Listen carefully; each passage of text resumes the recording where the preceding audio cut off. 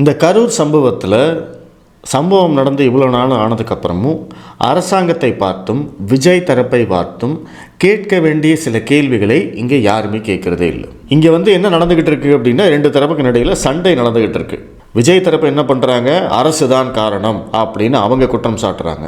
அரசாங்க தரப்பு என்ன பண்ணுது, விஜய் தான் காரணம், அவர் தான் லேட்டாக வந்தாருன்னு ஒட்டுமொத்தமாக எல்லா பழியையும் தூக்கி விஜய் மேலே போடுறாங்க.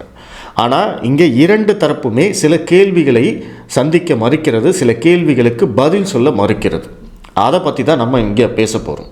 முதல்ல அரசு தரப்பை பொறுத்த வரைக்கும், அரசாங்கம் இது வரைக்கும் அஃபீஷியலாக ஒரு அறிக்கை கொடுத்துருக்காங்களா? அரசு தரப்பு காவல்துறை இந்த சம்பவம் எத்தனை மணிக்கு ஆரம்பிச்சது, எத்தனை மணிக்கு முடிஞ்சது, என்ன நடந்தது அப்படிங்கிறத பற்றி, அதாவது யார் காரணம், எப்படி காரணம் அப்படிங்கிறதெல்லாம் இல்லை, நடந்த விஷயம் என்ன அப்படிங்கிறத பற்றி ஒரு அஃபீஷியல் ரிப்போர்ட் இது வரைக்கும் அரசு தரப்புலேருந்து வெளியில் வரல அப்படிங்கிறது தான் எனக்கு தெரிஞ்ச வரைக்கும். அப்படி ஏதாவது வந்திருந்தது அப்படின்னா நீங்கள் சொல்லுங்கள், நான் தெரிஞ்சுக்கிறேன், என்னுடைய கருத்தை நான் மாற்றிக்கிறேன். இரண்டாவதாக, இந்த மாதிரியான ஒரு சம்பவம் நடக்கும்போது, அதாவது ஒரு லார்ஜ் ஸ்கேலில் ஒரு துர்சம்பவம் நடக்கும்போது பொதுவாக காவல்துறை அல்லது அரசு துறையெல்லாம் என்ன பண்ணுவாங்க அப்படின்னா, ஒரு வரைபடம் போடுவாங்க, ஒரு மேப் இருக்கும். இப்போ அந்த மேப்பில் என்ன இருக்கும் அப்படின்னா, விஜய் எந்த இடத்துல வண்டி நின்னது, அவர் எந்த இடத்துல பிரச்சாரம் பேசிக்கிட்டு இருந்தார், எந்த இடத்துல மரணங்கள் நிகழ்ந்தது, எது முதல்ல நடந்தது, டைம் என்ன, எந்த இடத்துல அதிகமான மரணங்கள் நிகழ்ந்தது, லெஃப்ட் சைட்லையா ரைட் சைட்லையா, இல்லை கொஞ்சம் தூரம் பின்னாடியா, இல்லை அவரோட பின்னாடியா, எந்த இடம் அப்படிங்கிறத மேப் பண்ணணும். அதை எப்பவுமே காவல்துறை செய்யும். எந்த ஒரு சம்பவமாக இருந்தாலும் நீங்கள் பார்த்துருக்கலாம்.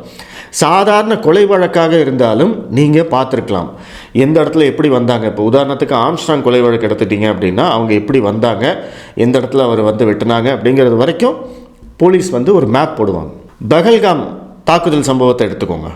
அந்த தாக்குதல் சம்பவத்தில் தீவிரவாதிகள் எந்த வழியாக வந்தாங்க, ஃபஸ்ட்டு ஷூட் அவுட் எங்கே நடந்தது, அங்கே எத்தனை பேர் இறந்தாங்க, ரெண்டாவது எந்த இடத்துல சுட்டாங்க, அங்கே எத்தனை பேர் இறந்தாங்க, இது எல்லாமே மார்க் பண்ணுவாங்க. அந்த மார்க்கிங்கோட ஒரு அறிக்கை இந்த சம்பவத்தில் வெளியில் வரவே இல்லை. அதை காவல்துறை செய்ய வேண்டியது அவர்களுடைய கடமை. இது ரொம்ப ரொம்ப அடிப்படையான விஷயம்.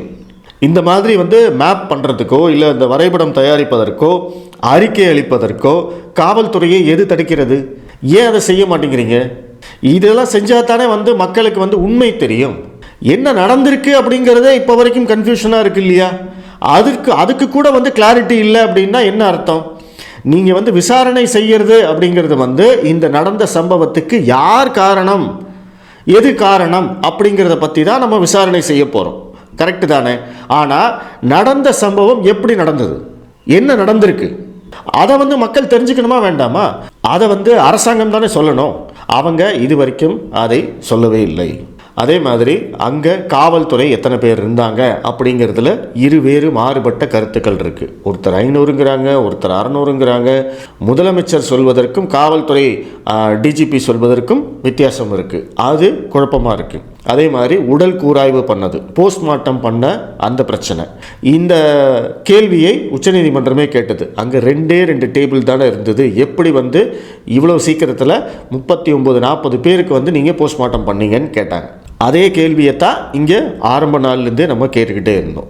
இப்போ முதலமைச்சர் சொல்கிற போது அங்கே நாங்கள் வெளியிலேருந்து மருத்துவர்களை வர வைத்தோம், எக்ஸ்ட்ரா டேபிள் போட்டோம்னாங்க. அந்த டேபிள் போட்டதில் அமைச்சர் ரகுபதி என்ன சொல்கிறாரு, 8 டேபிள் அப்படின்னு சொல்கிறாரு. அமைச்சர் மா சுப்பிரமணியம் என்ன சொல்கிறாரு, 5 டேபிள் அப்படின்னு சொல்கிறாரு. இந்த குழப்பங்கள் எதற்காக வருது? ஒரு கிளாரிட்டியே இல்லாமல் எப்படி அரசாங்கம் செயல்பட முடியும்? ஸோ இந்த கேள்விகளும் பதில் சொல்லியே ஆகணும். அங்கே மின்சாரம் துண்டிக்கப்பட்டதா இல்லையா? இதுலேயும் முதலமைச்சர் ஒன்று சொல்கிறாரு, அரசு நிர்வாகம் வேற ஒன்று சொல்லியிருக்காங்க. ஸோ இந்த விஷயத்துலேயும் பிரச்சனை இருக்குது, சந்தேகம் இருக்குது. அதே மாதிரி அரசாங்கம் ஒரு குற்றச்சாட்டை தொடர்ச்சியாக சொல்லிக்கிட்டே இருக்காங்க, விஜய் தாமதமாக வந்ததால் தான் இந்த சம்பவம் நடந்தது அப்படின்னு ஒற்றை காரணத்தை மட்டும் அவங்க திரும்ப திரும்ப சொல்லிக்கிட்டே இருக்காங்க. இந்த மாதிரியான சம்பவத்துக்கு அப்படி ஒற்றை காரணம் இருக்கவே முடியாது அப்படிங்கிறது தான் வரலாறு. அது நிறைய காரணங்கள் இதற்கு இருக்கும், அதெல்லாம் சேர்த்தி தான் இது நடக்குமே தவிர ஒரே ஒரு காரணம் அவர் மட்டும் சீக்கிரம் வந்திருந்தாருன்னா பிரச்சனையே இல்லைங்க அப்படின்னு சொல்கிறதெல்லாம் வேறு. அது ஒரு விதண்டாவாதம். இப்போ கரூருக்கு வந்து விஜய் வராமல் இருந்திருந்தாலே இங்கே யார் உயிருமே போயிருக்காது அப்படின்னு அப்படி கூட நம்ம வந்து வாதம் செய்யலாம். ஆனால் இங்கே அரசாங்கத்தை பார்த்து நம்ம கேட்கக்கூடிய கேள்வி என்ன அப்படின்னா, 12 மணிக்கு விஜய் கரூருக்கு வருவார் அப்படின்னு புஷி ஆனந்த் முந்தின நாள் ப்ரெஸ் மீட்டில் சொன்னார். ஆமாம், உண்மை, அவர் சொன்னார். அடுத்த நாள், அதாவது சம்பவம் நடந்த 27ஆம் தேதி காலையில் தமிழக வெற்றி கழகத்துடைய அஃபீஷியல் எக்ஸ் பேஜில் அல்லது சமூக வலைதள பக்கத்தில் 12 மணிக்கு வந்து விஜய் கரூருக்கு வருவார் அப்படின்னு ஒரு பதிவு போட்டாங்க. அதுவும் உண்மை. ஸோ இந்த 2 விஷயத்தை மட்டும் எடுத்துக்கிட்டு 12 மணிக்கு வரேன்னு விஜய் சொன்னார், ஆனால் வரல. அவர் வந்து 7 மணிக்கு தான் வந்தார். ஸோ 7 மணி நேரம் லேட்டாக வந்தார். 12 மணிக்கு விஜய் வருவாருன்னு சொன்னதை நம்பி மக்கள் எல்லாம் அங்கே வந்துட்டாங்க அப்படிங்கிறது தான் அரசு தரப்புடைய வாதம்.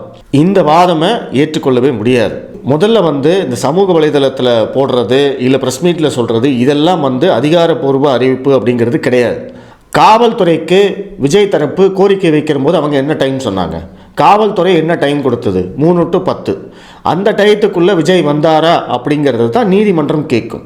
விஜய் வந்து அந்த டைமில் தான் வந்தார், 7 மணிக்கு தான் வந்தார். அது 3 to 10க்குள்ளே அந்த டயத்துக்குள்ளே தான் வந்திருக்காரு அப்படிங்கிறது தான் அங்கே வந்து செல்லுபடி ஆகும். அரசு தரப்பு சொல்கிற மாதிரி புஷி ஆனந்த் வந்து சொன்னார், சமூக வலைதளத்தில் பதிவு போட்டாங்க அப்படின்னா, அங்கே கரூர் வேலுசாமிபுரத்துக்கு வந்த மக்கள் அனைவரும், விஜயை பார்ப்பதற்காக வந்திருந்த மக்கள் அனைவரும் புஷி ஆனந்த் பேசுகிறதையும் சமூக வலைதளத்தையும் பார்த்துட்டா வந்திருப்பாங்க? கிடையாதுல்ல. அவங்க வரப்போகிறாங்கன்னு தெரியும், விஜயை பார்க்குறதுக்காக வந்திருக்கார். அப்போது இந்த வாதத்தையே வந்து நீதிமன்றம் நிராகரிக்கும். அரசாங்கம் முன்வைக்கும் வாதம் வந்து பலவீனமானது அப்படிங்கிறது தான் உண்மை.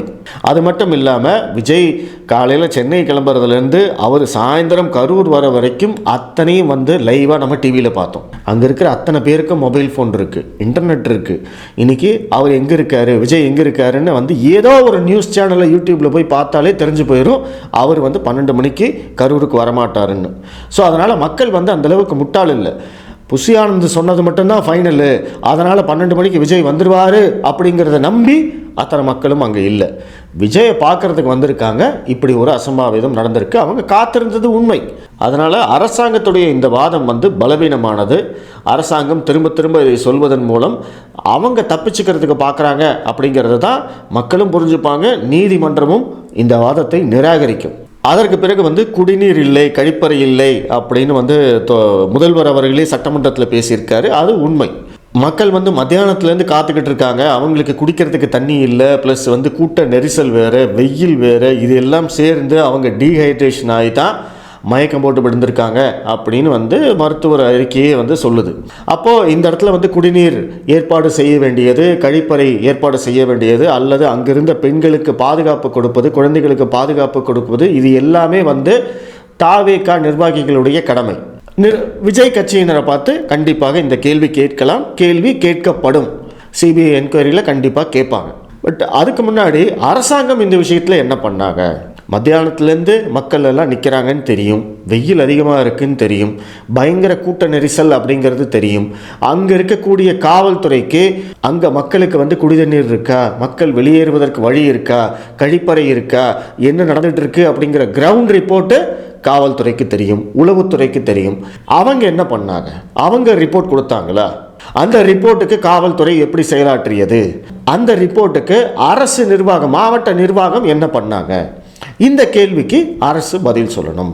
நாங்கள் வந்து குடிநீர் ஏற்பாடு பண்ணோம், இல்லை வந்து டிவிகே கட்சிக்கிட்ட நிர்வாகிகள்கிட்ட நாங்கள் சொன்னோம், அவங்க வந்து அதை பொருட்படுத்தலை அப்படின்னு வந்து ஏதோ ஒரு காரணத்தை அவங்க சொல்லியே ஆகணும். இந்த கேள்விக்கு அரசாங்கம் பதில் சொல்லலை. ஸோ அரசாங்கத்தை பொறுத்த வரைக்கும் எங்கள் மேலே வந்து எந்த தப்புமே இல்லைங்க, எல்லா தப்புமே விஜய் கட்சிக்காரங்க பண்ணது தாங்க, சம்பவத்துக்கு முன்னாடியும் அவங்க தான் பிரச்சனை, சம்பவத்துக்கு அப்புறமும் அவங்க தான் பிரச்சனை அப்படின்னு சொல்லி அரசாங்கம் தப்பித்து ஓட முடியாது அப்படிங்கிறது தான் என்னுடைய நிலைப்பாடு, நிறைய பேர்த்துடைய நிலைப்பாடு. அதே மாதிரி விஜய் கட்சியினரை பார்த்தும் நிறைய கேள்விகள் இருக்குது. முக்கியமாக கேட்க வேண்டிய கேள்விகள், இங்கே யாரும் கேட்க மறந்த கேள்விகள். முதல்ல கரூர் பிரச்சாரம் ஏன் தேதி மாற்றி அமைக்கப்பட்டது? முதல்ல வந்து பிரச்சார பயணம் வடிவமைத்த போது அந்த குறிப்பிட்ட தேதியில் அவர் வேற எங்கேயோ பிரச்சாரம் பண்ணிக்கிட்டு இருக்கார், ஆனால் கரூருக்கு வந்தார். அது எதற்காக? விஜய் வந்து கரூர் பிரச்சாரத்துக்கு வரத்துக்கு கொஞ்ச நாள் முன்னாடி தான் கரூரில் வந்து திமுகவுடைய முப்பெரும் விழா நடந்தது. செந்தில் பாலாஜி தான் தலைமையேற்று நடத்தினார். அது வந்து ஒரு மிகப்பெரிய கூட்டம் அப்படின்னு திமுகவினரே பிரச்சாரம் பண்ணாங்க. 1,00,000 பேர் சேர் போட்டிருந்தோம், 1,50,000 பேர் வெளியில் நின்றுட்டு இருந்தாங்க அப்படிங்கிற அந்த காமெடி கதையெல்லாம் உங்களுக்கு ஞாபகம் இருக்கும். அந்த விழா நடந்ததுக்கு அப்புறமா தான் தாவேகாவோட விஜயோடைய இந்த பிரச்சார பயணம் மாற்றி அமைக்கப்படுகிறது. அப்போ அப்படின்னா என்ன அர்த்தம்? கரூரில் செந்தில் பாலாஜி தலைமையில் திமுக கூடின கூட்டத்தை விடவும் அதிக கூட்டத்தை கூட்டி காட்ட வேண்டும் அப்படிங்கிற அந்த விஷயத்துக்காகத்தான் விஜய் அவர்கள் கரூர் பிரச்சார பயணத்தை மாற்றினாரா? அந்த கேள்விக்கு அவங்க பதில் சொல்லணும். அதே மாதிரி கூட்டத்தை அதிகமாக காட்டுவதற்காக வெளி மாவட்டங்களிலிருந்து வாகனங்களில் ரசிகர்கள் தொண்டர்கள் அழைத்து வரப்பட்டார்களா? பொதுமக்கள் அழைத்து வரப்பட்டார்களா? இந்த கூட்ட நெரிசலில் இறந்து போன ஒருவர் சேலத்தை சேர்ந்தவர். அவர் ஒரு பெயிண்டரோ இல்லை மெக்கானிக்கோன்னு நினைக்கிறேன். அவர் இறந்து போனோடனே அவங்க வீட்டில் சொன்னது என்ன அப்படின்னா, இவங்க வந்து அங்கே மாவட்ட செயலாளர் வந்து இவங்களையெல்லாம் கூட்டிகிட்டு போனாங்க அப்படின்னு சொல்லியிருக்காங்க. அப்போது வெளியூர்லேருந்து ஆட்களை கூட்டி வந்தது உறுதியாக இருக்கிறது. எதற்காக அப்படி பண்ணீங்க? அது உண்மையா பொய்யா அப்படிங்கிற அந்த கேள்விக்கும் விஜய் தரப்பு பதில் சொல்லணும். அதே மாதிரி கூட்டத்தை அதிகமாக காட்ட வேண்டும் என்பதற்காக மற்ற வெளியூர்களில் இருக்கும் ரசிகர்களை வந்து கரூருக்கு வரணும், விஜய் வர்ற அன்னைக்கு கண்டிப்பாக நீங்கள்லாம் கரூரில் இருக்கணும்னு வாய்மொழி உத்தரவு பிறப்பிக்கப்பட்டதா? ஏன்னா வந்திருந்த நிறைய ரசிகர்கள் தொண்டர்கள் வெளியூர்லேருந்து வந்திருக்காங்க அப்படிங்கிறதும் சொல்லப்படுது.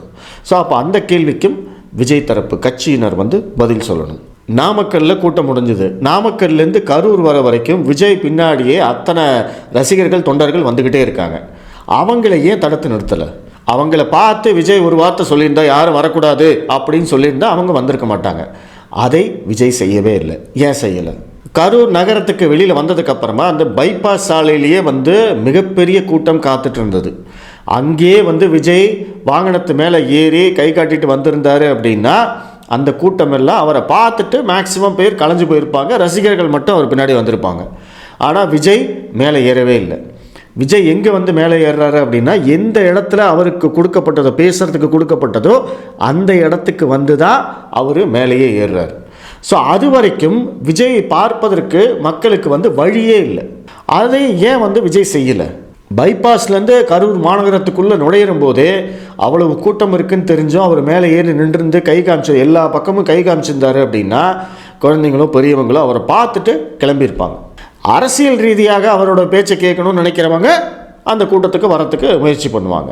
இவர் வந்து அந்த மேலே ஏறாமல் போனதுனால என்னாச்சு? ஒட்டுமொத்த கூட்டம் பைபாஸ் சாலையில் நின்ற கூட்டமும் அப்படியே அவர் வண்டி பின்னாடியே வந்து ஏற்கனவே அவர் பேச இருந்த இடத்துல வந்து இருந்த கூட்டத்தோடு சேர்ந்து மொத்தமாக ஜாம் ஆயிடுச்சு. இதுதான் வந்து மிக முக்கியமான காரணம். அப்போது இந்த தவறை செய்தது ஏன்? எதனால் வந்து விஜய் மேலே ஏறி இது பண்ணல? ஏன் வந்து அவருக்கு இன்ஸ்ட்ரக்ஷன் கொடுக்கப்படலை? அந்த கேள்விக்கும் விஜய் தரப்பு வந்து பதில் சொல்லணும். அவர் அந்த பேசுவதற்காக கொடுக்கப்பட்ட இடத்திற்கு போக வேண்டாம் அப்படின்னு காவல்துறை சொன்னதாக டிஜிபி சொல்கிறாரு. ஆனால் அந்த எச்சரிக்கையை மீறி விஜய் சென்றதாகவும் அவங்க சொல்கிறாங்க. ஸோ அப்போ அந்த முடிவை எடுத்தது யார்? எதற்காக அந்த முடிவு எடுக்கப்பட்டது அப்படிங்கிற அந்த கேள்விக்கும் விஜய் தரப்புலேருந்து பதில் சொல்லணும். மதியம் முதல் அந்த இடத்துல வந்து கூட்டம் இருக்குது அப்படிங்கிறது தெரியும். அப்போது அந்த இடத்துல வந்து குடிநீர் ஏற்பாடு செய்யப்பட்டதா, கழிவறை ஏற்பாடு செய்யப்பட்டதா, பெண்கள் குழந்தைகளுக்கு பாதுகாப்பு இருந்ததா, எத்தனை நிர்வாகிகள் அங்கே வந்து பாதுகாப்பில் இருந்தாங்க, அங்கே பணியில் இருந்தாங்க, யார் வந்து அவங்களுக்கெல்லாம் தலைவர், என்ன இன்ஸ்ட்ரக்ஷன்ஸ் கொடுக்கப்பட்டது அவங்களுக்கு, இந்த மாதிரியான கேள்விகள் அனைத்திற்கும் தாவேகா வந்து பதில் சொல்லணும். ரசிகர்கள் தொண்டர்கள் எப்படி நடந்து கொள்ள வேண்டும் அப்படிங்கிறத பற்றி தாவேகா கட்சியினருக்கோ அல்லது ரசிகர்களுக்கோ அறிவுறுத்தப்பட்டதா? அவங்களுக்கு இன்ஸ்ட்ரக்ஷன்ஸ் கொடுத்தாங்களா? ரசிகர்கள் என்ன செய்யணும் என்ன செய்யக்கூடாது அப்படிங்கிறத தாவேகா கட்சி அதிகாரப்பூர்வமாக அவங்களுக்கு தெரிவித்ததா அப்படிங்கிற அந்த கேள்விக்கும் விஜய் தரப்பு பதில் சொல்லணும். ஸோ அப்போது இந்த இரண்டு தரப்பையும் பார்த்தீங்க அப்படின்னா இந்த கேள்விகளுக்கு எல்லாத்துக்குமே நம்மளுக்கு பதில் தேவை. முதல்ல வந்து காவல்துறை அறிக்கை கொடுக்கணும், ப்ளஸ் அந்த மேப் வரைபடம் அது வந்து வெளியிடணும். இது வந்து அரசு தரப்புலேருந்து செஞ்சே ஆகணும். விஜய் கட்சியினர் தரப்பிலிருந்தும் அதிகாரப்பூர்வமாக ஒரு ப்ரெஸ் மீட் நடத்தி அன்றைக்கி என்ன நடந்தது அப்படிங்கிறத எல்லாத்தையும் சொல்லி, ப்ளஸ் பத்திரிகையாளர்கள் கேட்கக்கூடிய கேள்விகளுக்கு எல்லாத்துக்கும் பதில் சொல்லி அவங்க அந்த விஷயத்தை செய்யணும். ஸோ இது நடந்ததுக்கு அப்புறமா தான் நம்ம வந்து மக்களுக்கு வந்து ஒரு முடிவு எடுக்க முடியும். ஆனால் இந்த கேள்விகளை கேட்காம இங்கே தொடர்ச்சியாக வந்து அரசியல் செய்து கொண்டே இருக்கிறார்கள் அப்படிங்கிறது தான் இங்கே வருத்தத்துக்குரிய விஷயம். பட் அதை வந்து செய்கிறதே வந்து எல்லாத்துக்கும் உள்நோக்கம் இருக்குது. விஜய் தரப்பு அவங்க தப்பிச்சுக்க நினைக்கிறாங்க, அரசு தரப்பு அவங்க தப்பிச்சுக்க நினைக்கிறாங்க. இங்கே பாவப்பட்டது யார் அப்படின்னா அங்கே மாண்டு போன மக்கள், காயமடைந்த மக்கள், அந்த கூட்டத்துக்கு வந்த மக்கள் தான் இங்கே பாவப்பட்ட ஜென்மமாக இருக்காங்க. ஸோ அரசு தரப்பும் சரி, விஜய் தரப்பும் சரி, பொறுப்புடன் நடந்து கொள்ள வேண்டும் அப்படிங்கிறது தான் நம்மளுடைய கோரிக்கை. நன்றி.